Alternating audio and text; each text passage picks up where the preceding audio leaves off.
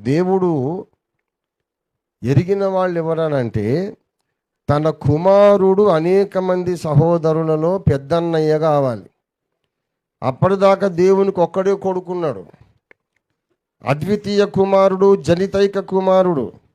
ఒక్కడే ఉన్న కొడుకుకి చాలామంది చిన్న చిన్న తమ్ముళ్ళు చెల్లెళ్ళు కావాలి. ఇది దేవుని సంకల్పం. అక్కడ ఆగిపోవద్దు. దేవుని అద్వితీయ కుమారునికి చిన్న చిన్న చెల్లెళ్ళు, చిన్న చిన్న తమ్ముళ్ళు, అక్కడ ఆగొద్దు. ఈ చిన్న తమ్ముళ్ళు చెల్లెళ్ళు అందరూ ఆ పెద్దన్నయ్య సారూప్యములోనికి మారాలి. స్వభావములో, మాట తీరులో, భావోద్రేకాలలో, ప్రేమించుట, క్షమించుట, సహించుట, ప్రతి విషయములో నీతి, న్యాయము, యథార్థత, నిర్మోగమాటత్వము, అన్ని విషయాలలో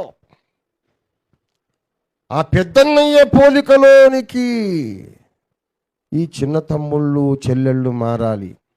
అందుకు పట్టుకున్నాడు. నువ్వెన్ని సంఘాలు కట్టినా, ఎంత ప్రసంగాలు చేసినా, ఎన్ని పాటలు రాసినా, పాడినా, స్వరకల్పన చేసినా, ఎంత సేవ చేసినా, అనాథ శరణాలయాలు, వృద్ధాశ్రమాలు, సంఘసేవ ఎంత చేసినా,